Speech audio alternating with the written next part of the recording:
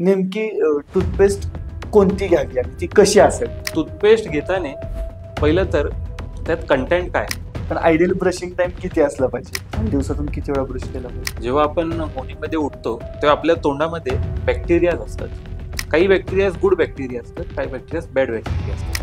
जुन्या पिढीचे जे लोक होते त्यांचे दात आणि आत्ताचे पिढीचे जे दात आहेत त्यांच्यामध्ये थोडासा स्ट्रॉंगनेस किंवा स्ट्रेंथ त्यांची कमी जास्त झाली असं जाणवतं तुम्हाला काही? कोको कोला किंवा कोल्ड्रिंक्स जे आहेत आपल्याकडे हां त्याच्यामध्ये ऍसिड असतं. लोकांना असं वाटतं मी दाढ काढल्या म्हणून मला चष्मा लागला. की 32 वेळा चावून खा, तर हे 32 वेळा चावून खाणं खरंच गरजेचं आहे का? सो आपलं आरोग्य नीट राहण्यासाठी आपल्याला बेसिकली मिनिमम दात तरी असणं आवश्यकच आहे. असे दातांची संख्या किती असली पाहिजे?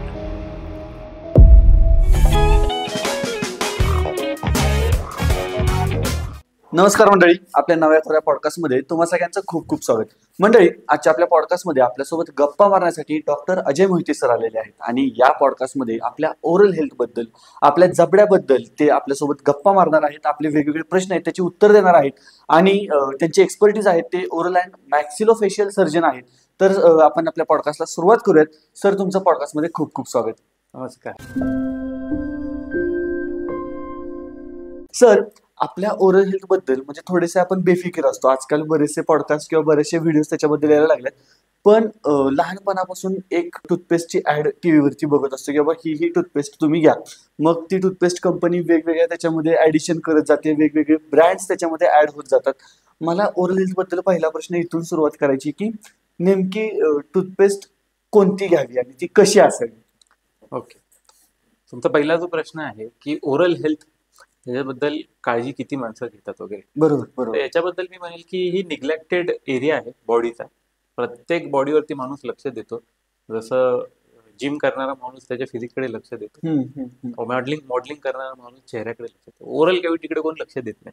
ओरल कॅव्हिटीकडे तेव्हाच लक्ष जातं जेव्हा दुखतं किंवा ओके त्रास होतो काही. ओके. त्यामुळे आपलं हायजीन, ओरल हायजीन ठेवणं हे फार गरजेचं आहे. आणि जसा प्रश्न आहे की कोणत्या प्रकारचा टूथपेस्ट वापर, बरोबर. तर टूथपेस्ट घेताना पहिलं तर त्यात कंटेंट काय. सगळ्यात महत्वाचा कंटेंट आहे फ्लोराईड. प्रत्येक मार्केटमध्ये असणारे टूथपेस्टमध्ये फ्लोराईड असतंच. आता फ्लोराईड किती प्रमाणात आहे हे थोडंसं बघितलं तर अंदाज येऊन जाऊ शकतो आपल्याला. कुठले ओके. साधारण 1000 ते 1500 ppm पार्ट पर मिलियन असं त्याचं कंटेंट असतं. टूथपेस्टच्या पॅकिंगमध्ये आपल्याला दिसतं ते. तेवढं फ्लोराईड असलं that is more than enough. Colgate किंवा बरं पेप्सोडंट ह्या कंपनीज आहेत त्या रेग्युलरली मार्केटिंगमध्ये ते वापरतात फ्लोराईड कंटेंट. ते पेस्ट वापरले तरी त्याला आम्ही कुठलं स्पेसिफिक रेकमेंड करत नाही, बट फ्लोराईड कंटेंटेड टूथपेस्ट वापरणे हे गरजेचं आहे. मग एवढंच फक्त फ्लोराईड बघून टूथपेस्ट घ्यायची का? आता त्याच्यामध्ये वेगवेगळे मसाले पण यायला लागले टूथपेस्ट मध्ये किंवा पावडर्स येतात, तर मग त्या वापरायच्या म्हणजे ह्याच्याबद्दल नेमकं काय सांगाल? हे बाकीचं जे ऍड ऑन मटेरियल आहे ना, ते मी म्हणेल थोडं मार्केटिंगसाठी यूज केलं जातं की आमच्या पेस्टमध्ये हे जास्त आहे हे वापरा. ऍक्टिव्हली त्याचा एवढा यूज होत नाही, उपयोग नाही. पेस्ट म्हणून एक समजून घ्या. पेस्ट हे दातात आणि ब्रश मध्ये असणार एक मीडियम आहे. तसं कुठली मशीन आहे त्याचा जॉईंट आहे त्याला ऑइलिंग लागतं. ऑइलिंग काय लागतं? फ्रिक्शन होऊ नये. तसंच तुमचा ब्रश आणि दात ह्याच्यामध्ये जास्त जोरात फ्रिक्शन होऊ नये म्हणून पेस्ट लागतं. ओके. सो पेस्टचा यूज ऑइलिंग म्हणून मेन आहे. त्याच्यात ऍडिशनल म्हणजे फ्लोराईड आपण वापरू शकतो. फ्लोराईड हा असा घटक आहे जो दातांवरती चिटकून राहतो आणि त्याला कॅव्हिटीज किडण्यापासून वाचवतो. इतर मसाले वगैरे हे सगळे टेस्ट बीट साठी चालेल, टेस्ट चांगली यावी वगैरे.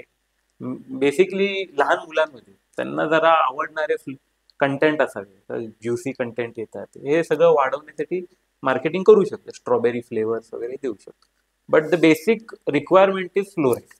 पण हे जे आता ऍडिशनल कंटेंट आहे ह्याचा उपयोग काही होत नाही, पण त्याचा दुरुपयोग किंवा त्याचा बॅड इफेक्ट बॉडीवरती किंवा ओरल हेल्थ वरती होतोय असं काही नाहीये ना? असं काही नाही. कुठलाही कंटेंट आपल्या याच्यात वापरला जात नाही की त्याचा बॅड इफेक्ट होईल. Okay okay. जसं आता हे टूथपेस्टचं आहे तसंच टूथब्रशचं पण आहे. म्हणजे सॉफ्ट वापरायचा की हार्ड वापरायचा, तो नेमका कसा असावा, त्याच्यावर पेस्ट किती घ्यायची हे पण प्रश्न पडतात. सो ब्रश कसा असावा? ब्रश मार्केटमध्ये बरेचसे अवेलेबल आहेत. ते कसे कसे वेगळे आहेत तर त्याच्या ब्रिस्टल्स वरती डिपेंड असतं. त्याचे जे केस असतात ना ब्रिस्टल, त्याच्यावरती ब्रशचा टाईप आहे. हार्ड ब्रिस्टल, सॉफ्ट ब्रिस्टल्स, अगदी अल्ट्रा सॉफ्ट ब्रिस्टल्स पण येतात. मग कोणता वापरायचा? हार्ड ब्रिस्टल्सचा प्रॉब्लेम असा असतो की हार्शली काही वस्तू वस्तू दातांवरती फिरवली तर दात झिजायचे प्रमाण असते. त्याच्यामध्ये वापरण्याचा सगळ्यात बेस्ट ब्रश आहे अल्ट्रासॉफ्ट. अल्ट्रासॉफ्ट. अल्ट्रासॉफ्ट ब्रिस्टल्स वापरले तर तुमच्या दातांनाही काही त्रास होणार नाही, त्याचा लेयर्स कुठलं जाणार नाही, सेन्सिटिव्ह होणार नाही दात, आणि क्लीन पण होतील. Okay okay. इलेक्ट्रिक ब्रश असतात त्याचा येस, इलेक्ट्रिक दातांसोबत. ब्रश पण आता आलेले आहेत. इलेक्ट्रिक ब्रश असला तरी तो अल्ट्रासॉफ्ट Soft. ब्रिस्टलचा असावा. ओके. बेसिकली इलेक्ट्रिक ब्रश हे कोणामध्ये वापरले जातात, ते लहान मुलांमध्ये वापरू शकतो, हम्म, जिथे हम्म. मुलं जास्त वेळ आपल्याला ब्रश तोंडात ठेवू देत नाहीत. सो एक इलेक्ट्रिक ब्रश घेतला, त्याची राउंडिंग मोशन्स असतात, राऊंड मुवमेंट करतो किंवा व्हायब्रेटरी मुवमेंट. नुसता दातावर राहिला तरी तो व्हायब्रेट होतो आणि दात स्वच्छ करतो. स्पेसिफिक इलेक्ट्रिक ब्रिस्टल्स आम्ही लहान मुलांमध्ये रेकमेंड करतो. पण त्या व्हायब्रेशनमुळे दातांना काय अडचण होत काय नाही? नाही, ते माइल्ड व्हायब्रेशन्स असतात, ओके. त्याच्याने दाताला काही नाही. उलट थोडंसं हिरड्यांना मसाज झाल्यासारखं होतं, आणि मसाजिंगने ब्लड सप्लाय वाढतं हिरड्यांचं आणि ओके. हिरड्या मजबूत होतात. आणि लहान मुलांसाठी electric brush electric good brush option आहे. नक्की वापरा. आणि त्याच्यानंतर म्हणजे वय वाढल्यानंतर मग इलेक्ट्रिक ब्रश वापरायचा नाही वापरायचा त्याच्याबद्दल काय आहे का? तर म्हणजे असं काही नाही, जर का वापरला खूपच तरी चालतंय. माणसाला खूपच दात हलवायचा कंटाळा येत असेल तर इलेक्ट्रिक ब्रश वापरा. Okay okay. पण आयडियल ब्रशिंग टाइम किती असला पाहिजे? Ideal brushing time 1 to 1.5 minute, 1 ते 1.5 मिनिटापर्यंत बास झाला. त्याच्यापेक्षा जास्तीची आवश्यकता त्याच्यापेक्षा नाही. जास्त वापरायची गरज नाही. असं काही नाही की 5 मिनिटं वापरल्यावर दात भारी दिसणार आहेत, काही नाही. सॉफ्ट ब्रिस्टल्सने तुम्ही 1 ते 1.5 मिनिटं वापरलं, स्वच्छता होऊन जाते. आणि दिवसातून किती वेळा ब्रश केला पाहिजे? 2 टाइम्स ब्रश, 2 टाइम्स डेली बास. म्हणजे त्याच्यामध्ये टाइम ड्युरेशनचं पण असं काही? मॉर्निंग मध्ये आणि इव्हनिंग मध्ये. Okay okay. आता ह्याच्यामध्ये काय होतं परत एकदा, म्हणजे बऱ्याच गोष्टी लहानपणापासून ऐकत आलेलो असतो की काही जण म्हणतात तुम्ही उठल्या उठल्या आधी कोमट पाणी प्या, त्याच्यानंतर ब्रश करा. काही जण म्हणतात की तुम्ही ब्रश करायची गरजच नाहीये, कारण तुम्ही तुमचं सगळं डायजेशन झालेलं असतं, त्यामुळे सकाळी तुम्ही आधी ब्रेकफास्ट करा, नंतर ब्रश करा. आणि काही जण म्हणतात की नाही, उठल्या उठल्या आधी ब्रश करायचा आणि नंतर बाकी जे काय असेल ते. ह्यातली राईट मेथड कोणती? छान प्रश्न आहे.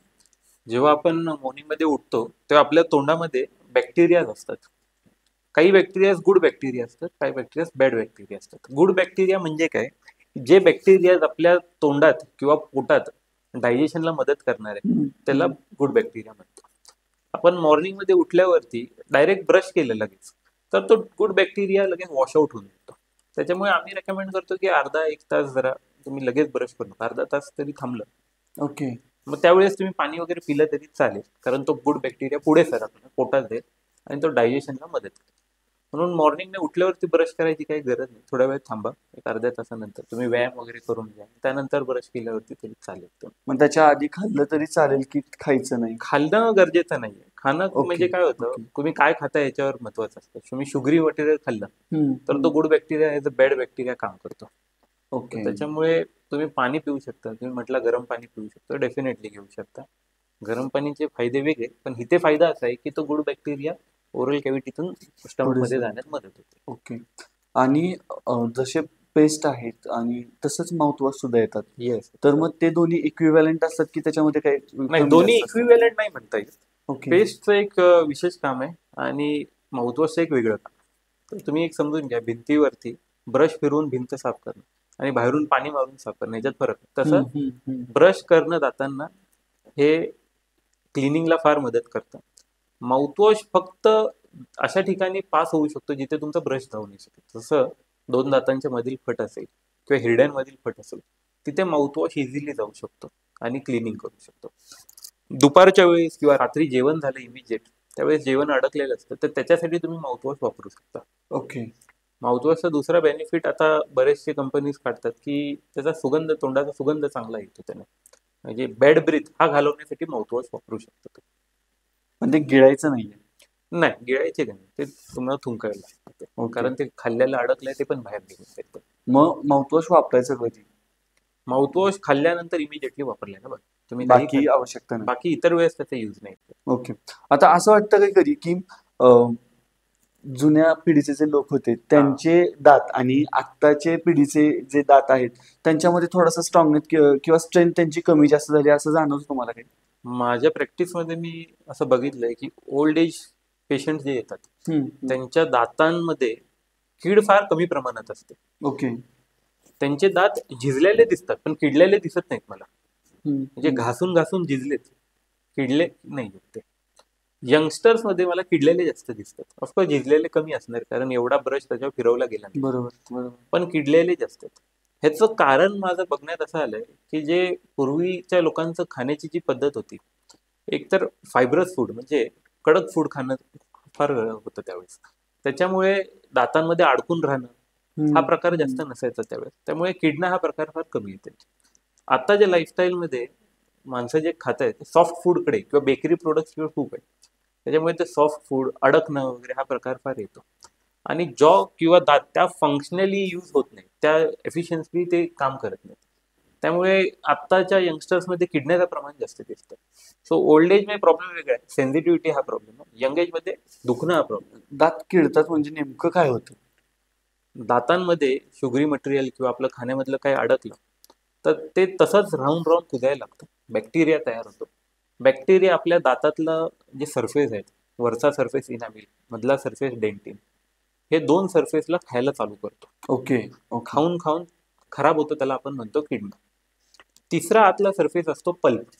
ज्यावेळेस बॅक्टेरिया त्या पल्प जवळ पोचतो तेव्हा पेशंटला किंवा माणसाला दुखायला लागतं. पहिल्या 2 लेअर पर्यंत दुखत नाही, आपल्याला दिसतं दात किडलेलं आहे पण दुखत नाही.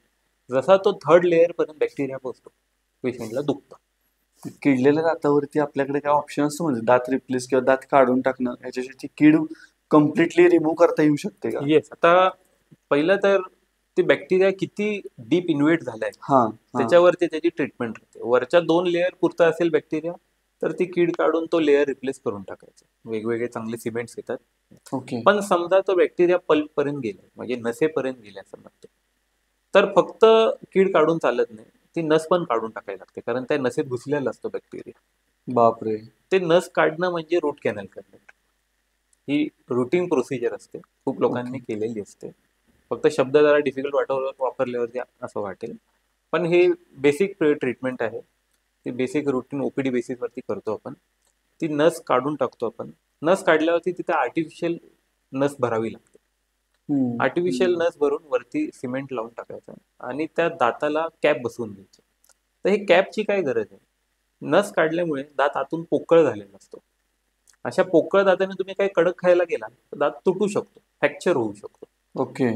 फ्रॅक्चर होऊ नये किंवा तुम्हाला जरा कडक खाता यावं ह्याच्यासाठी तुम्हाला कॅप बसवणं गरजेचं. एकदा तुम्ही कॅप बसवली तुम्ही बऱ्यापैकी चांगलं खाऊ शकता, व्यवस्थित खाऊ शकता. आणि जो खालचा दात आहे कॅपच्या खालचा तोही बरेच वर्ष टिकू शकतो. ओके. कॅप नाही बसवली असे बरेच पेशंट आम्ही बघतो, कॅप बसवत नाहीत किंवा कंटाळा करतात किंवा इग्नोर करतात पूर्ण ट्रीटमेंट घ्यायला. मग काही वर्षातच येतात की जो वरचा भाग आहे तो तुटून गेला, मग रूट कॅनल केल्याचा काही फायदा होत नाही आणि अल्टिमेटली तो दात काढून घ्यावा लागतो. ओके. सो ट्रीटमेंट घेताना कम्प्लीट ट्रीटमेंट घ्या. रूट कॅनल आणि कॅप बसवणे ही कम्प्लीट ट्रीटमेंट आहे. फक्त दुखायचं थांबणं हे ट्रीटमेंट नाही. असं बऱ्याच लोकांचं प्रमाण असेल ना की ज्यावेळी दुखायचं थांबतं त्यावेळी ते ड्रॉप आउट होतात पुढच्या ट्रीटमेंट. 90% पेशंट तसेच करतात. ते दुखायचं थांबलं म्हणजे बरं झालं. बरा झालेला असं वाटतं. ओके. तोंडात दिसत असतं की ती किडलेला आहे पण दुखत नाही म्हणून तो बराच आहे असं समजतं. आयडियली जर एखादं लहान मुलं आहे तर ते जन्माला आल्यानंतर त्याचं दात घासण्याचं सुरुवात कधी केली पाहिजे? म्हणजे दात आल्यानंतर किंवा जन्माला आल्यानंतर? दात यायच्या आधी हिरडी असते आपली. आयडियली एक 6 महिने किंवा वर्षभरानंतर आंघोळ घालताना त्याची हिरड्यांना मसाज करणं फार गरजेचं आहे. ओके. आता मसाज कशाने करणार? तर बोटाने मसाज करू शकतो, फिंगरने मसाज करू शकतो. ह्या मसाजचा बेनिफिट असा होतो की तुमच्या हिरड्यांमध्ये रक्तपुरवठा वाढतो किंवा ब्लड सप्लाय चांगल्या पद्धतीने होतं. ब्लड सप्लाय चांगला झाल्यामुळे तुमचे दात येण्याचं वेळेवर येण्याचे प्रमाण व्यवस्थित होतं. जर ब्लड सप्लाय व्यवस्थित नसला तर दात वेळेवरती येत नाही. एकदा दात बाहेर आला मग त्याला तुम्ही ब्रश वापरायला सुरू करा. ओके. म्हणजे दात आल्या आपण सुरुवात ब्रश करू शकता. मग त्याच्यामध्ये 2च दात आले तर त्यांना तरी त्या 2 दातांना ब्रश करायचं, बाकी हिरड्यांना मसाज करायचं. ओके. ओके. यापुढे बरेचसे लहान मुलाचे दात आले, सगळे दुधाचे दात आले, तर मी रेकमेंड करेन एकदा फ्लोराईड ऍप्लिकेशन ही ट्रीटमेंट असते ती करून घेतली पाहिजे. फ्लोराईड ऍप्लिकेशन म्हणजे काय? आपले पेस्ट म्हणजे जे फ्लोराईड असतं तसं डायरेक्ट फ्लोराईड पण मिळतं. ते दुधाच्या दातांना किंवा परमनंट दातांना वरून लावून ठेवायचं असतं. ओके. वॉश करून घेतात डेंटिस्ट परत. याने काय होतं की दात किडायचे प्रमाण फार कमी होतं. 90% किडणं हे अवॉइड करू शकतो. दात किडण्याचा अँटीव्हायरस. तसं म्हणतात. ओके. दात किडायच्या आधीच ही ट्रीटमेंट केली बरं. मग आता काही प्रश्न दातांबद्दलच आहेत स्पेसिफिकली. ते म्हणजे बऱ्याचदा ऐकण्यात येतं की दातांचं क्लिनिंग केलं पाहिजे, रेग्युलरली क्लिनिंग झालं पाहिजे. तर दातांचं क्लिनिंग केलं पाहिजे म्हणजे नेमकं काय केलं पाहिजे? दातांचं क्लिनिंग केलं म्हणजे दात नाही क्लीन करायचं, दाताच्या अवतीभोवती साचलेली घाण क्लीन करायची. घाण.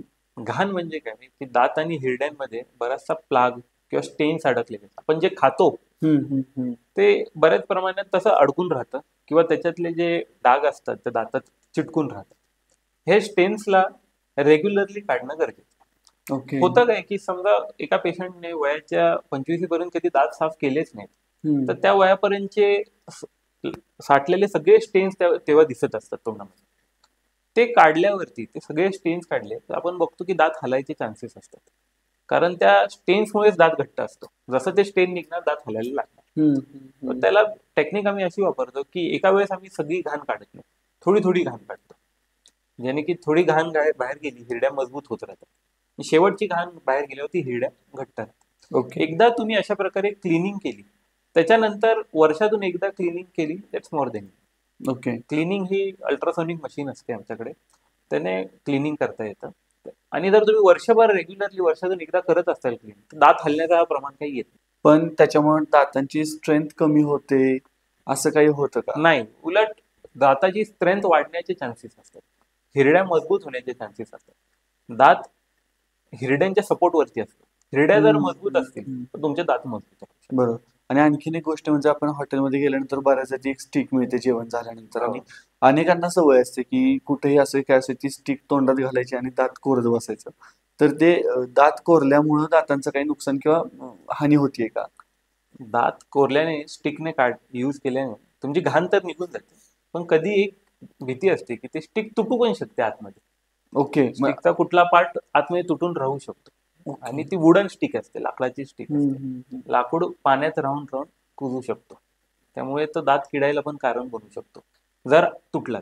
अदरवाईज तुम्ही क्लिनिंगला मदत करू शकता, पण तुटायची नाही ह्याची काळजी मात्र तुम्ही घेतली. तेवढं डेलिकेटली तुम्हाला जमलं पाहिजे, पण त्याचा बाकी काही गैरवापर नाही. असं काही गैरवापर नाही, बट मी रेकमेंड करेल की टूथपिकच्या ऐवजी तुम्ही डेंटल फ्लॉस वगैरे वापरू शकता.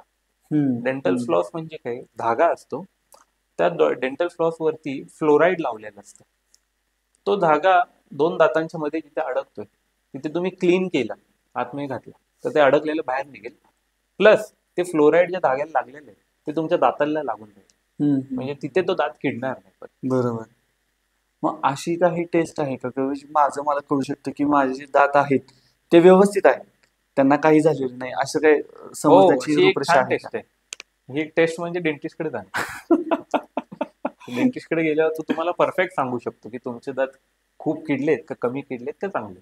फक्त होतं काय, आपल्याकडे डेंटिस्टकडे जाणं म्हणजे 2 गोष्टी बघितल्या जातात, एक तर दवाखान्यात जाण्याची भीती आणि खर्चाची भीती. या 2 गोष्टीमुळे पेशंट जातच नाही डेंटिस्टकडे. पेशंट हे सांगायला फार आवडतं लोकांना, आमच्या बाजूला डेंटिस्ट आहे, पण त्याच्याकडे जात नाही. म्हणजे बाजूला हॉटेल चालू झालं पहिलं जाऊन बघून येतो टेस्ट कशी, पण डेंटिस्ट झाल्यावर कधीच जात नाही. आणखीन एक प्रश्न होता, म्हणजे आता बोलता बोलता आठवला मला की लहानपणी आजी सांगायची किंवा घरातले लोक सांगायची की ऊस खाल्ला पाहिजे, ऊस खाल्ला तर दात टणक होतात ऊसासारखे, तो चावून खाल्ल्यानंतर. तर असं काही होतं का? मी सुरुवातीला तुम्हाला म्हटलं की ओल्ड एज पीपलचं, या लोकांचं खाणं फार मजबूत होतं, त्यात हा ऊस पण होता. ओके. ऊस खाल्ल्याने लगेच मी खाल्ला उद्या तर काय माझे दात मजबूत होणार नाही, पण मला ऊसासारख्या गोष्टी खाण्याची जर सवय असेल तर माझ्या हिरड्या फार मजबूत होतील. ओके. आणि हिरड्या मजबूत असल्यामुळे माझे दात फार मजबूत असतील. ऊस खाण्यात बेनिफिट आहे. ओके. आणि काही लोकांचे दात वेडेवाकडे असतात, तर ते वेडेवाकडे दात कसे काय येतात? वेडेवाकडे दात यायचे 2-3 थिअरीज आहेत. मेन थिअरी अशी आहे की आपले जेनेटिक्स वरती फार डिपेंडेंट असते. जेनेटिक्स म्हणजे आपल्या आई वडिलांचं शरीराची बनावट किंवा चेहऱ्याची आणि दातांची बनावट कशी आहे त्याच्यावरती आपल्या दातांचं राहतं. समजा एखाद्या व्यक्तीच्या आईचं जबड्याची साईज छोटी आहे आणि वडिलांच्या दातांची साईज मोठी, आणि हे कॉम्बिनेशन जर मुलाला भेटला, म्हणजे आईचा छोटा जबडा आणि वडिलांची मोठे दात, हे जर कॉम्बिनेशन भेटलं तर दातांमध्ये फार गर्दी होईल, कारण छोट्या जबड्यात एवढे मोठे दात बसणार नाही, मग गर्दी होऊन जाते. याच्या उलट समजा आईचा जबडा मोठा आहे आणि वडिलांचे दात छोटे आणि हा कॉम्बिनेशन भेटला तर मोठ्या जबड्यात छोटे दात बसतील पण गॅप राहणार, त्याला आम्ही स्पेसिंग म्हणतो. दातांमध्ये गॅप राहते, हे स्पेसिंग म्हणतो. तर हे 2 प्रॉब्लेम्स असतात जिथे आपण ऑर्थोडॉन्टिक ट्रीटमेंट म्हणजे तारांची ट्रीटमेंट ही ट्रीटमेंट करून घेऊ शकतो. पण म्हणजे ही आवश्यक किंवा अत्यावश्यक आहे का? म्हणजे वेडेवाकडे दात असतील तर ते सरळ झाले पाहिजेत, किंवा दातांमध्ये जर गॅप असेल तर तो गॅप क्लिअर झाला पाहिजे, हे अत्यावश्यक केलंच पाहिजे असं काही आहे का? तर याच्यात दोन गोष्टी आहेत. एक एस्थेटिक म्हणजे दिसायला किती फरक पडतो, आणि दुसरा हायजीन मेंटेन ठेवायला किती फरक पडतो. दातांमध्ये जर गर्दी असेल तर हायजीन ठेवणं फार डिफिकल्ट होतं, क्लिनिंग करणं फार डिफिकल्ट होतं. ओके. ओके. आणि काही लोकांना दिसायला ते आवडत नाही, वेडेवाकडे दात ते आवडत नाही. त्यामुळे ते तारांची ट्रीटमेंट करून लाईन केली. ओके. आणि हेच तारांची ट्रीटमेंट करायची याचा म्हणजे कधी लावली पाहिजे तारांची ट्रीटमेंट? तारांची ट्रीटमेंटमध्ये बेसिकली ट्रीटमेंट काय केली जाते की तुमच्या दातांची पोझिशन हलवली जाते. म्हणजे गर्दी आहे दातांमध्ये, त्यांना लाईनमध्ये केली जाते. आता कुठलीही वस्तू बॉडीची हलवायची म्हटली तर ते बेस्ट टाइम असतो त्याचा पेशंटचा ग्रोईंग एज. ग्रोईंग एज काय आहे की वयाच्या 15 ते 25 वर्षात माणसाची ग्रोथ होते, चांगली ग्रोथ होते, आणि त्यावेळेस आपले पक्के दात सगळे आले असतात. सो 15 ते 25 वर्षात ही ट्रीटमेंट केली तर याचा बेनिफिट असा होतो की जी ट्रीटमेंट फास्ट करता येते आपल्याला, कारण त्या एजमध्ये दात पटपट हलतात. आणि दुसरं, तुम्हाला रिझल्ट पण चांगले दिसतात यंग एज मध्ये. ओके. ओके. त्यामुळे जेवढ्या लवकर करून घेता येईल. वयाच्या 15 नंतर आपण करू शकतो. वयाच्या 15च्या आधी दुधाचे दात असतात काही. दुधाचे दात पडायला साधारण 13 ते 15 वर्ष लागतात. ओके. दुधाचे दात असताना ती ट्रीटमेंट अशी विशेष करता येत नाही. एकदा दुधाचे दात पडले, परमनंट दात आले, मग तुम्ही ती ट्रीटमेंट करून घेऊ शकता. ओके. मग आता दुधाचे जे दात आहेत ते जर पडलेच नाहीत तर पुढे काय? दुधाचे दात हे वेळेवर पडणं फार गरजेचं असतं. वेळेवरती नाही पडले किंवा वेळेच्या आधी पडले, हे दोन्हीचे ड्रॉबॅक्स आहेत. वेळेच्या आधी जर दात पडला तर तुमचे जे परमनंट दात येतात त्याला डायरेक्शन भेटत नाही कुठल्या व्यवस्थित जागेवर यायचे, कारण हे दुधाचे दात डायरेक्शन देतात ओके. परमनंट दातांना. जर समजा वेळेवर पडलेच नाही, डिलेड झालं, सो तुमचे दुधाचे दात जागेवर असल्यामुळे परमनंट दातांना जागा मिळत नाही बाहेर यायला, बरोबर. आणि आतमध्येच अडकून जातात ते. होतं काय, परत जसा पेशंटचं एज वाढतं 20-25 नंतर, तो दुधाचा दात छोटा दिसायला लागतो इतर दातांपेक्षा. मग तो काढून घ्यायचा असं पेशंट विचार करतो, आणि त्याला असं वाटतं की मग माझा परमनंट दात येईल म्हणजे. तसं होत नाही, त्या परमनंट दाताची ग्रोईंग एज गेली आता, तो आतमध्येच अडकून जातो. सो हे दोन्ही प्रॉब्लेम होतात. तर लवकर दात पडला तर वेळ बरोबर दात येत नाहीत, एका आकारात दात येत नाहीत, आणि लेट झालं तरी व्यवस्थित ते दिसत नाही. पण म्हणजे माझा एक ओळखीचा असा एक व्यक्ती आहे की ज्या व्यक्तीनं त्याचे दात हलवून हलवून पाडलेत, तर ते दात हलवून हलवून पाडणं सुद्धा योग्य आहे का? नाही, अजिबात नाही. तो मेन ते कुठला दात आहे, दुधाचा आहे का परमनंट? दुधाचा दात त्या वेळेत पाडला तर ठीक आहे. ओके. ओके. पण हे वेळ माहीत असणं फार गरजेचं. प्रत्येक दाताचा एक सिक्वेन्सिंग वेळ असतो, त्या टाइमलाच तो दात पडला पाहिजे. उदाहरणार्थ समोरचे जे दात आहेत, इन्सायझर दात म्हणतो आपण, हे पडायचे वय 6 ते 7 असतं. हा जर त्यांनी हलवून हलवून 4थ्या वर्षीच पाडला तर मग ते लवकर पाडला त्यांनी. बरोबर. त्यामुळे तो 6 ते 7 वर्षात पडला किंवा पाडला तर योग्य. आणि जसं आता आपण वेडेवाकडे दात किंवा दातांमध्ये स्पेस असण्याबद्दल बोललो, तसं जर दुधाच्या दातांमध्ये ते वेडेवाकडे तर नाहीच आहेत माझ्या मते. दोन गोष्टी होतात. काही मुलांचे तुम्ही दुधाचे दात बघताल तर त्या दातांमध्ये गॅप दिसतो. गॅप दिसतो. काही मुलांचे तुम्ही बघताल की एकदम एज टू एज टच असतात. तर तुम्ही विचारता येते चांगले कुठले, तर ज्या मुलाच्या दातांमध्ये गॅप दिसतोय, दुधाच्या दातांमध्ये गॅप दिसतोय, त्याला परमनंट दात छान जागेवरती यायचा चान्सेस असतात. ओके. पण समजा एका मुलाचे दात एकदम टाईट कॉन्टॅक्ट मध्ये दुधाचे दात, तो परमनंट दाताची साईज मोठी असते दुधाच्या दातापर्यंत, सो त्यावेळेस परमनंट दातांमध्ये गर्दी होण्याचे चान्सेस वाढून जातात. ओके. आणखीन एक प्रश्न आहे दातांबद्दलच, तो म्हणजे बऱ्याचदा आपल्याकडे बहुतांश लोकांचे दात पिवळे किंवा पिवळसर दिसतात. तर ते पिवळसर दिसतात म्हणजे त्याचे दात खराब आहेत असं समजायचं का? नाही, पिवळे दात हा चेहऱ्याच्या कॉम्प्लेक्सला मॅच होण्यासाठी आहे. म्हणजे इंडियन टोनला चेहऱ्याचा कॉम्प्लेक्स हा थोडासा मरुनिश आहे, म्हणजे सावळा कलर म्हणतात. सावळ्या कलरवरती येल्लोइश दात हे मॅच होतात. जर तुम्ही सावळ्या कलरवरती व्हाईट दात दिले तर ते तुम्हाला आर्टिफिशियल वाटणार. व्हाईटिश किंवा ब्राईटिश दात हे कोणाला मॅच होतात, ज्याचा स्किन टोन व्हाईट आहे. फॉर एक्झाम्पल जे अटलांटिक एरियामध्ये राहतात, जिथे स्किन टोन एकदम व्हाईट असतो, तर तुम्ही त्यांचे दात बघताल युरोपियन लोकांचे तर व्हाईटिश आहेत ते. आपल्या इकडे थोडा येल्लोइश कलर असणं, पण खूप जास्त येल्लोइश नाही असले पाहिजे. खूप येल्लोइश असणं म्हणजे फ्लोराईडचं अतिप्रमाण असणं. Okay okay. फ्लोराईड जर पाण्यामध्ये जर जास्त असेल कुठल्या लोकॅलिटीमध्ये, फॉर एक्झाम्पल राजस्थानमध्ये तुम्ही बघसाल तर फ्लोराईडचं प्रमाण फार जास्त आहे. जास्त. तर त्या तिकडच्या लोकांचे दात येल्लोइश असतात किंवा येल्लो कलरचे डाग दिसतात दातांना. ते फ्लोराईडचा अति वापर किंवा अति प्रमाणात असण्याचा दुष्परिणाम. मग असे जे पिवळे दात आहेत ते पांढरे शुभ्र केले पाहिजेत का? खूप प्रमाणात पिवळे असेल तर केले पाहिजे, केले पाहिजे. पण महाराष्ट्रात असं फ्लोराईडचं पाण्यात जास्त प्रमाणाचं काही नाही. Okay okay. सो त्यामुळे अशी ट्रीटमेंट करून घेणे की वाईट करणे ती इन्व्हेजिव्ह ट्रीटमेंट आहे. म्हणजे दाताला होल मारून त्याच्या आतमध्ये कलर भरणं, म्हणजे केमिकल भरणं, आणि मग हळूहळू दात ग्लो होणार तुमचं. पण असं होतं की एका दातमध्ये तुम्ही केमिकल भरले, तेच तेच केमिकल दुसऱ्या दातामध्ये पण भरले, वाईट होण्याचा दोघांचा रेट वेगळा असणार आहे. ओके. कुठला जरा जास्त वाईट होईल, कुठला कमी होईल, दिसताना फार आर्टिफिशियल दिसेल, त्यापेक्षा नॅचरल ठेवलेलेच बरे. ओके. आणि दाढेबद्दल आता थोडस पुढच्या टप्प्याकडे जाताना की दाढेबद्दल मला विचारायचं की दाढ आता दुखते, दाढ किडली असणार याच्यामुळे दुखते, तेवढं एकच कारण असं दाढ हो. दुखण्यामागे. पण त्याच्याबरोबर कुठली दाढ आहे, फॉर एक्झाम्पल अक्कल दाढा. हम्म. अक्कल दाढा दुखण्याचे दोन कारण आहेत. एक आहे किडलं असेल तर अक्कल दाढ दुखू शकते, आणि दुसरं आहे अडकलंय, त्याला बाहेर यायला जागा नाही, ओके. गर्दी झालेली, आणि तो बाहेर यायचा प्रयत्न करतोय, त्याच्यामुळे दुखू शकतो अक्कल दाढ.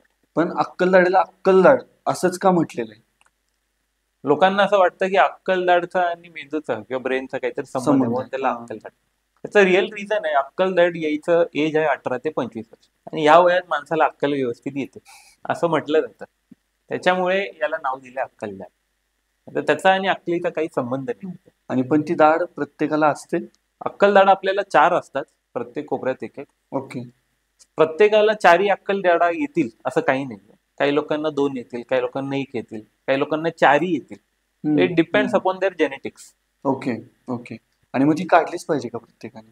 मी आता म्हटल्याप्रमाणे अक्कल दाढ काढायचे 2च कारण आहेत, एक तर किडली असेल तर, आणि अडकला. सगळ्यात महत्वाचा म्हणजे एक प्रश्न येतो तो म्हणजे ज्यावेळी आपण दात किंवा अक्कल दाढ काढण्याचा विचार करतो त्यावेळी एक भीती असते डोक्यामध्ये की याचा कुठेतरी नजरेवरती परिणाम व्हायला नको, म्हणजे एक ते लिंक जोडलेली किंवा दाढ काढली की नजर खराब झाली. तर मला हाच प्रश्न खरं विचारायचा आहे की ह्याचा काही खरंच संबंध आहे का? ह्याचं उत्तर म्हणजे थोडक्यात सांगायचं तर कावळा बसला आणि फांदी पडल्या. म्हणजे लोकांचं दाढ किडतात वगैरे काढायला लागतात, आता हे कॉमन झालं. चष्मा लागणं पण हा कॉमनच आहे आता यंग एज मध्ये. लोकांना असं वाटतं मी दाढ काढली म्हणून मला चष्मा लागला. तर सायन्स काही नाही, चष्म्याचं वेगळ्या गोष्ट आहे. तुम्हाला लागल्या, मला चष्मा आहे, त्याचा अर्थ काय आपल्या दाढा किडल्यात असं काही नाही. पण दुखते आणि काढणं हा एक वेगळा विषय. जर तो दात रिपेअर होऊ शकत नाही, रूट कॅनल होऊ शकत नाही, त्याला काढण्याशिवाय पर्याय नाही. तुमचा प्रश्न होता की डोळ्याला काही होऊ शकतं. ही एक मिथ आहे लोकांमध्ये पसरलेली. डोळ्याच्या आणि दातामध्ये मोठा स्ट्रक्चर आहे, तो म्हणजे जबडा आहे, आपला हाड आहे, बोन आहे. त्याच्यामुळे दातात आणि डोळ्यात असं काही डायरेक्ट संबंध येत नाही. प्लस डोळ्याला एक वेगळी नस आहे आणि दातांना एक वेगळी नस आहे. या नसा कुठेच चिटकून येत नाही. वेगवेगळ्या नस असल्यामुळे दात काढल्यावरती डोळ्याची नस वीक होणार असं काही नाही. हा, जेव्हा मी बधीर करतो दातांना तेव्हा तुम्ही बघताल की काही प्रमाणात हा भाग बधीर होऊन जातो, डोळ्याचे पापणे वगैरे बधीर होतात. पण तो ट्रान्सिएंट असतो, टेम्पररी असतो इफेक्ट. तर भूल उतरल्यावरती तो इफेक्ट निघून जातो. म्हणजे दाढ काढण्याचा आणि डोळ्याची नजर खराब होण्याचा काही संबंध नाही. ओके. आतापर्यंत मी बरेच पेशंट बघितले, कुठलाही पेशंट माझ्याकडे असा आला नाही की त्याचा डोळ्याला प्रॉब्लेम झाला. किंवा तुम्ही ऑप्थल्मॉलॉजिस्ट डोळ्यांच्या स्पेशलिस्टलाही विचारताल, त्यांच्याकडे असं कुठला पेशंट गेला नाही की दात काढल्यामुळे डोळ्याला प्रॉब्लेम झाला. ओके. आणखीन एक आपल्या पर्सनॅलिटी बद्दल जोडलं जातं म्हणजे अरे त्या तोंडाचा वास किती घाण येतो, म्हणजे हा एक मुद्दा आपल्या ओरल हेल्थ बद्दल बोलला जातो. सो मला बेसिकली त्याच्या पाठीमागचं कारण जाणून घ्यायचे की बॅड ओरल ब्रीथ जो आहे तो कशामुळे होतो? बॅड ब्रेथ ह्याला आम्ही हेलिटॉसिस म्हणतो. हेलिटॉसिस म्हणजे काय होतं की माणूस जर समोर उभा असला, बोलायला लागला, ब्रिदिंग करायला लागला, तर तोंडातून घाण वास येतो. तर तोंडातून घाण वास यायची एक 2-3 कारण आहेत. प्रामुख्याने तोंडात असणारी घाण किंवा आपलं इम्प्रॉपर डायजेशन झाल्यामुळे, पचनक्रिया जर खराब असेल तर ते गॅसेस सगळे तोंडात येतात आणि ते बाहेर येतात. आणि तोंडात घाण खूप अडकली असेल, कीड लागलेली किंवा पान मसाला, तंबाखू, गुटखा हे खाण्याची सवय असेल, त्याचा वास दातांमध्ये अडकून बाहेर येतो. ओके. हे 2 कारण आहेत तोंडाचा वास येण्यासाठी. मग हे होऊ नये, आपला कुणावरती निगेटिव्ह इम्पॅक्ट पडू नये याची प्रत्येकजण काळजी घेत असतो. त्यामुळं बॅड ब्रीथ होऊ नये यासाठी काही आपण काळजी घेतली पाहिजे. तोंडात काही घाण असल्यामुळे जर येत असेल बॅड ब्रेथ, तर याला इझी सोल्युशन आहे. दातांचं क्लिनिंग करून घ्या. क्लीन करून घ्या. हिरड्या घाण झालेल्या आहेत का, त्याला व्यवस्थित मसाजिंग होते का हे बघून घ्या. ही ट्रीटमेंट केल्याने तोंडाचा वास जाईल. पण समजा तुम्हाला गॅस्ट्रिक प्रॉब्लेम म्हणजे डायजेशनचा प्रॉब्लेम असेल, हम्म, हम्म. तर ह्याला तुम्हाला प्रॉपर सोल्युशन काढलं पाहिजे. म्हणजे काही लोकांना लेट नाईट जागरण करायची सवय असते, त्याच्याने झोप होत नाही, डायजेशन होत नाही, आणि परत झोपल्यावरती पोटातले असणारे गॅसेस सगळे दिवस रात्रीचे तोंडात येतात. काही लोकांना पचन वगैरे होत नाही, ओव्हर स्ट्रेस वगैरे असलं, त्यामुळे पण हे गॅसेस तोंडात येतात आणि हे वास ओके, येतो. ओके. मग ह्याच्यावरती माणसाने कंट्रोल आणलं पाहिजे. झोप व्यवस्थित घेतली पाहिजे आणि नाईट स्लीप घेतली पाहिजे. म्हणजे झोप अशी नाही की मी 10 तास झोपतोय पण ते दिवसाचं झोपतोय. हम्म, नाईट मध्ये हम्म. झोपलं तर तुम्हाला डायजेस्टिव्ह सिस्टमचे प्रॉब्लेम्स येणार नाही. त्यामुळे तुमचा तोंडाचा वास वगैरे हा पण कमी होऊन जाईल. ओके. आणि मध्यंतरी मी एक रिसर्च पण वाचत होतो, तर त्याच्यामध्ये सांगितलेलं की कोका कोला किंवा जे सॉफ्ट ड्रिंक्स आहेत त्याच्यामुळं दात डिझॉल्व्ह होत आहेत, विरघळत आहेत. तर हे खरं आहे का? दात डिझॉल्व्ह होत आहेत असं नाही म्हणतायत, बट कोको कोला किंवा कोल्ड्रिंक्स जे आहेत आपल्याकडे हां, हां. त्याच्यामध्ये ऍसिड असतं. हे ऍसिड्स आपल्या तोंडातले असणारे बॅक्टेरियाज बरोबर इन्व्हॉल्व्ह होऊन दातांना किडायला लागतात. ओके, त्याच्यामुळे हे सॉफ्ट ड्रिंक्स वगैरे आहेत, याच्याने शुगरी असल्यामुळे दात किडणं हा प्रमाणात वाढून जातं. Okay. Commonly late night cold drinks वगैरे पिलं आणि ते वॉश केले नाहीत तोंडातलं, हम्म, हम्म. तर दात किडायचं प्रमाण हे फार जास्त वाढतं. म्हणजे कोल्ड्रिंक घेतल्यानंतर दात क्लिनिंग एकदा झालं क्लिनिंग पाहिजे. केलं तुम्ही पाहिजे, वॉश केलं माउथवॉश पाहिजे. वापरा किंवा एकदा ब्रश करून घ्या किंवा ओरल रिन्सिंग म्हणजे पाण्याने ही चूळ भरली तरी ते शुगर तोंडातून निघून निघून जाते. हो. ओके.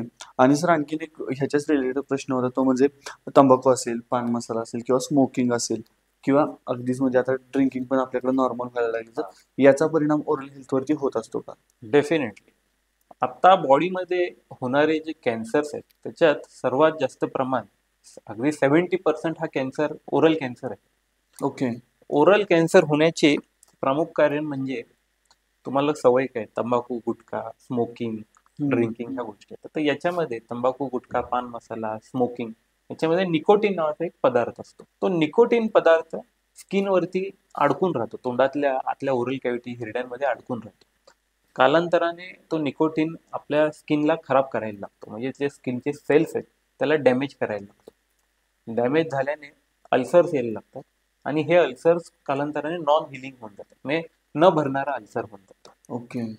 हे अल्सर्स पुढे जाऊन कॅन्सरमध्ये कन्वर्ट होऊन जातात. ओके.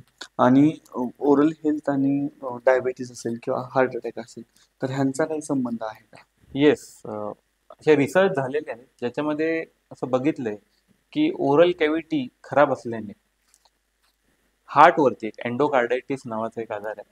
हार्टचे मसल्स किंवा आर्टरीज वगैरे जे रक्तवाहिनी तिथे बॅक्टेरिया जाण्याचं प्रमाण, म्हणजे तोंडातले बॅक्टेरिया डायरेक्ट हार्टच्या आर्टरीज थ्रू हार्टपर्यंत जाऊ शकतात आणि कार्डियक प्रॉब्लेम म्हणजे हार्ट प्रॉब्लेम, हार्ट डिझीज वगैरे येतात. ओके. डायबिटीसचंही तसंच होतं. डायबिटीज जर पेशंटचं कंट्रोलमध्ये नसेल, शुगर जर वाढलं असेल, तर तोंडातले जे इन्फेक्शन्स आहेत ते झपाट्याने वाढतात. त्याच्यामुळे तुम्ही बघताल अशा पेशंटमध्ये ज्याच्यात शुगर वाढले त्यांना चेहऱ्यावरती सूज येणं, दात किडल्यामुळे सूज येणं हा प्रॉब्लेम बराचसा येतो. ओके. मग समजा आता पान मसाला किंवा तंबाखू किंवा अशा गोष्टी आपल्या सेवनात आहेत, खाण्यामध्ये आहेत, तर आपल्याला कॅन्सर होण्याची शक्यता आहे. मग आपल्याला असा काहीतरी त्रास होतोय हे बऱ्याचदा आपण मानायलाच तयार होत नाही. हो. तर हे ओळखण्याचे काही स्टेजेस आहेत का, किंवा मला कॅन्सर, माझी जी लाईफस्टाईल आहे किंवा माझं जे दुखणं आहे ते कॅन्सरकडे लीड होतंय हे ओळखण्यासाठी? Yes. अगदी पेशंट पण थोडंसं तोंडात चेक करू शकतो. 2-3 गोष्टी दिसतात. मगाशी म्हटल्याप्रमाणे अल्सर म्हणजे जर येणं, आणि हा अल्सर समजा महिना झाला हिलच झाला नाहीये, भरलाच नाही, तर तुम्ही लवकर डेंटिस्टकडे जाऊन एकदा दाखवलं पाहिजे. दुसरं, पेशंटला तोंड उघडायला त्रास होतो किंवा काही थोडंसं तिखट खाल्लं ते जमतच नाही खायला त्याला, हां. ह्या साईन्स वरून पेशंट ओळखू शकतो की आपल्याला काहीतरी प्रॉब्लेम आहे आणि हे डेंटिस्ट कडून एकदा चेक करून घेतलं पाहिजे. ओके. आणि डायजेशन नीट होण्यासाठी म्हणजे आपल्याकडे म्हणायचं की किंवा लहान मुलांना म्हणतात की 32 वेळा घास चावून खा, तर हे 32 वेळा चावून खाणं खरंच गरजेचं आहे का?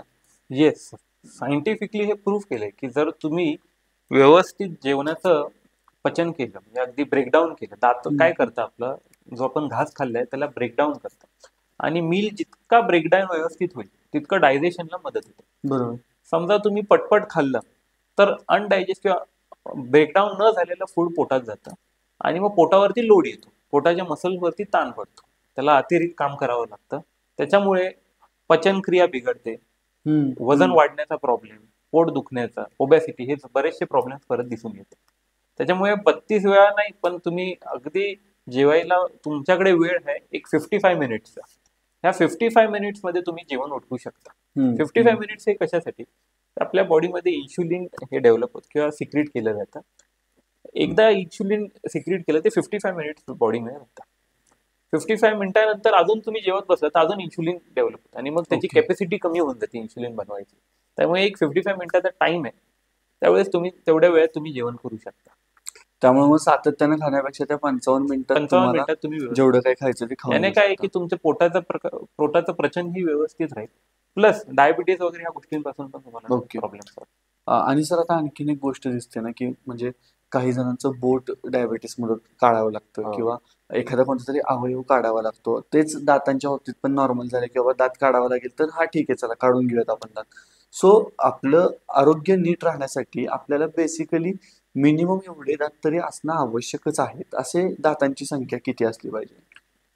टोटल असणाऱ्या दातांची संख्या असते 32. या 32 मध्ये 4 अक्कलदाढा असतात. बरोबर. 4 अक्कलदाढा प्रत्येकाला येतीलच असं काही लोकांना 1 येईल, 2 येईल, 3 येईल किंवा काही लोकांना येणारच नाही. तर अक्कलदाढा जर आपण बाजूला काढल्या तर तुम्हाला 28 दात असणं हे गरजेचं आहे. ते असले पाहिजे, 28 दात असले पाहिजे, त्याने तुम्हाला खायला मदत होईल. ओके. आणि समजा एखाद्याने दात काढला आणि त्याच्या जागी खोटा दात बसवला तर त्या खोट्या दाताचा इफेक्टिव्हनेस हा जेवढा आपला खऱ्या दाताचा इफेक्टिव्हनेस आहे तेवढा मॅच होतो का? 100% मॅच नाही होणार. नॅचरल दात हा नॅचरल दात हा दिसण्यात पण नॅचरल दिसतो आणि त्याचं खाण्यामध्ये पण नॅचरल पद्धतीने खातो. आर्टिफिशियल दात बसवले, आता डेंटल इम्प्लांट्स हे प्रकार फार वाढलाय. डेंटल इम्प्लांट्सने एस्थेटिक दिसण्यासाठी पण छान दिसतात आणि खाण्यासाठी 100% नाही म्हणेन मी, 90% तर तुम्हाला व्यवस्थित खाता येऊ शकतं. ओके. आणि आपल्या पॉडकास्टच्या आता शेवटच्या टप्प्याकडे येताना मला विचारायचं की बऱ्याचदा आजकाल नवीन एक शब्द ऐकायला मिळायला लागला, तो म्हणजे स्माइल डिझायनिंग करून देतो म्हणून. So what is smile designing? काय करतात त्याच्यामध्ये? स्माइल डिझायनिंग या प्रकारमध्ये तुमच्या दिसण्याची किंवा तुम्ही स्माइल केल्यावरती दात किती छान पद्धतीने दिसत आहेत, त्याची रचना किती छान पद्धतीने आहे किंवा करून देतोय, या प्रोसिजरला आपण स्माइल डिझायनिंग म्हणतो. एकदा स्माइल केली तर ती आवडली पाहिजे लोकांना आणि याच्यासाठी तुमचे दात व्यवस्थित असणं गरजेचं. व्यवस्थित म्हणजे काय? एका व्यवस्थित प्रॉपर अरेंजमेंट मध्ये असणं गरजेचं. बरोबर. प्रामुख्याने पुढचे दात, तुमचे वरचे पुढचे 6 आणि खालचे पुढचे 6 दात, हे जर तुमचे प्रॉपरली अरेंज असतील तर तुमची स्माइल छान होईल. जर ते व्यवस्थित अरेंज नसतील तर डेंटिस्ट त्याच्यावर प्रोसिजर करतो आणि ते व्यवस्थित अरेंज करून देतो. याला म्हणतात स्माइल डिझाइन. पण तुमचा यावरती सल्ला काय राहील, म्हणजे की असे अरेंज करून घेतले पाहिजेत की जसे नॅचरली आहेत तसंच त्यांना राहून दिलं पाहिजे?